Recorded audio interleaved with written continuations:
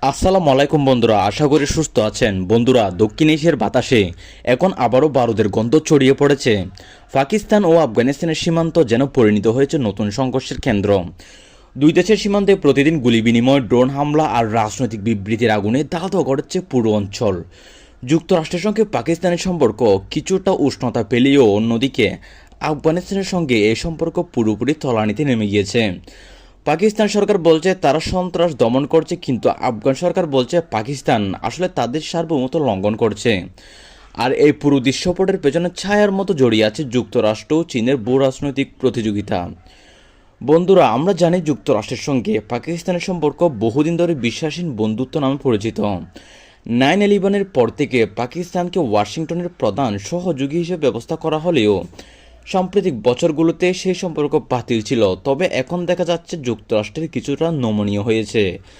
তারা পাকিস্তানের পুরো জঙ্গি বিমান রক্ষণাবেক্ষণ, যন্ত্রাংশ সরবরাহ এবং গোয়েন্দা তথ্য আদান প্রদানের নতুন চুক্তি করছে। কিন্তু বন্ধুরা, যুক্তরাষ্ট্র এখনও পাকিস্তানকে নতুন করে ভারী অস্ত্র বিক্রি করেনি। তারা তাদের দৃষ্টিকোণে পাকিস্তান এখনও সন্দেহের তালিকায় দেখছে। তবু ইসলামাবাদ সরকার মনে করছে ওয়াশিংটনের সঙ্গে সম্পর্ক কিছুটা পুনঃস্থাপন মানে আন্তর্জাতিকভাবে নিজেদের অবস্থান মজবুত করা। কিন্তু ঠিক এই মুহূর্তে পাকিস্তান আফগান সীমান্তে হামলা শুরু করেছে। কয়েকদিন আগে পাকিস্তান বিমান বাহিনী আফগানিস্তানের পাকতিকা ও কুস্ত নাগ্গার রাহা অঞ্চলে হামলা চালায়, যাকে তারা বলছে সন্ত্রাস বিরোধী অভিযান। পাকিস্তান দাবি টিআইটিপি অর্থাৎ তেহরিক-ই তালিবান পাকিস্তান গোষ্ঠী আফগান মাটিতে আশ্রয় নিচ্ছে এবং পাকিস্তান অভ্যন্তরে হামলা চালাচ্ছে, তাই নিজেদের নিরাপত্তার স্বার্থে এই হামলা চালানো হয়েছে।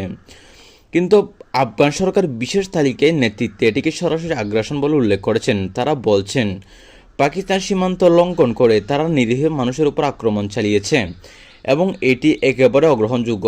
এখন সাধারণ জনগণও বলছেন তারা অর্থাৎ পাকিস্তান সার্বভৌমত্ব নিজেদের লঙ্ঘন করেছে, তাই আফগানিস্তানের উচিত পাকিস্তানকে মুখোমুখি জবাব দেওয়া। বন্ধুরা, এরপর থেকে সীমান্তে শুরু হয়েছে পাল্টা গোলাগুলি। আফগান বাহিনী পাকিস্তান সীমান্তে পোস্ট মর্টার নিক্ষেপ করেছে। পাকিস্তান পাল্টা হামলা চালিয়েছে। আন্তর্জাতিক সংবাদ মাধ্যমে খবর জানা যাচ্ছে দুই দেশের সীমান্তে অন্তত 30 জন নিহত হয়েছে গত সপ্তাহে।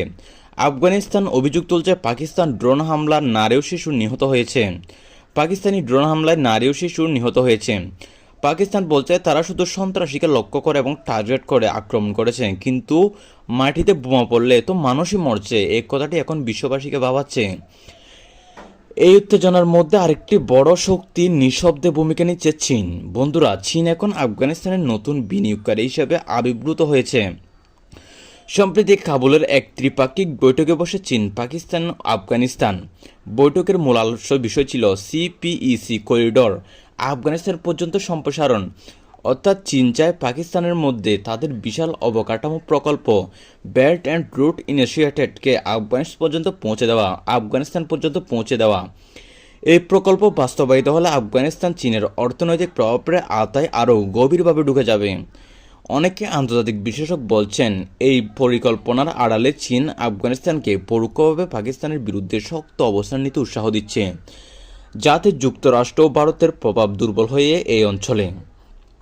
বন্ধুরা, যুক্তরাষ্ট্রে এই অবস্থায় আপাতত নীরব থাকলেও ভেতরে ভেতরে ওয়াশিংটন উদ্বিগ্ন।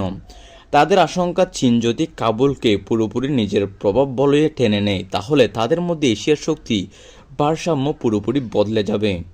যুক্তরাষ্ট্র এতদিন পর্যন্ত পাকিস্তানকে ব্যবহার করে আফগানিস্তানের রাজনীতিতে প্রভাব রাখত, কিন্তু এখন পাকিস্তান নিজেই চীনের দিকে ঝুঁকছে আর আফগানিস্তানও চীনের বিনিয়োগে আগ্রহী। ফলে আমেরিকা ক্রমে অঞ্চল থেকে কোণঠাসা হয়ে যাচ্ছে।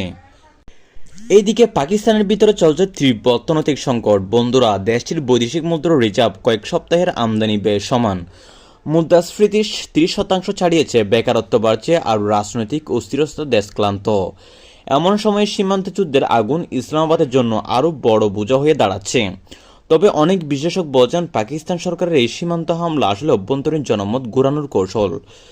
জনগণের মনোযোগ অর্থনৈতিক দুরবস্থা থেকে সরিয়ে সীমান্ত উত্তেজনার দিকে নিয়ে যেতে চায় সরকার। আফগানিস্তান অন্যদিকে নিজেদের অস্তিত্ব প্রমাণে মরিয়া। তালেবান সরকার আফগানিস্তান আন্তর্জাতিক স্বীকৃতি না পেলেও তারা এখন চেষ্টা করছে নিজেদের সার্বভৌমত্ব রক্ষা করতে। তাই পাকিস্তানের প্রতিটি হামলা জবাব তারা দিচ্ছে কঠোর ভাষায়। তারা বলছে কোনো দেশ যদি আফগান ভূমিতে হামলা চালায় তাহলে সেটাকে যুদ্ধ ঘোষণা হিসেবে বিবেচনা করা হবে। আফগান প্রতিরক্ষা মন্ত্রণালয় দাবি করছে তাদের বাহিনী ইতিমধ্যে সীমান্তে পাকিস্তানি বাহিনীর 3টি পোস্ট ধ্বংস করেছে। যদিও পাকিস্তান এই দাবি অস্বীকার করছে, বলছে সব খবরই প্রচারণা। বন্ধুরা, এই অবস্থায় চীন যেন সুযোগটা বুঝে ফেলেছে, তারা কাবুলকে নতুন দ্রুত পাঠিয়েছে। পাশাপাশি আফগানিস্তান লিথিয়াম খনি অবকাঠামো প্রকল্পে বিনিয়োগ প্রতিশ্রুতি দিয়েছে চীন। আফগানিস্তান এখনও চীনের অর্থে আশায় কৌশল দেখছে, কিন্তু তার মধ্যেই চীন এই ভূমিকা যুক্তরাষ্ট্রকে ভীষণ চিন্তায় ফেলেছে। কারণ একদিকে চীন আফগানিস্তানকে সহায়তা দিচ্ছে, আর অন্যদিকে পাকিস্তানকে অর্থনৈতিক লিনে বেঁধে রাখছে। ফলে দুই প্রতিবেশী দেশে ক্রমে বেজিংয়ের প্রভাব ছায়ায় চলে যাচ্ছে। এখন বন্ধুর প্রশ্ন একটাই, এই সংঘর্ষের শেষ কোথায়? পাকিস্তান কি আফগানিস্তান নিয়ন্ত্রণ করতে পারবে, নাকি আফগানিস্তান চীনের সহায়তা আরও শক্তিশালী হয়ে উঠবে? বর্তমান পরিস্থিতি বলছে যুদ্ধের আগুন এখনও ছড়িয়ে পড়েনি, কিন্তু ভারতের গন্ধ বাতাসে ঘন হচ্ছে। সীমান্তের ওপর থেকে প্রতিদিন গুলির শব্দ বেশি আসছে, আন্তর্জাতিক সংস্থা মানবিক সংকটের আশঙ্কা করছে। তো বন্ধুরা, এতক্ষণ আপনাদের সাথে ছিলাম আমি পুষণ, এবং আপনারা মধ্যপ্রাচ্যের খবর নিতে আমার চ্যানেলটি সাবস্ক্রাইব করে রাখতে পারেন। আর ভিডিওটি কেমন হয়েছে অবশ্যই কমেন্ট করে জানাবেন।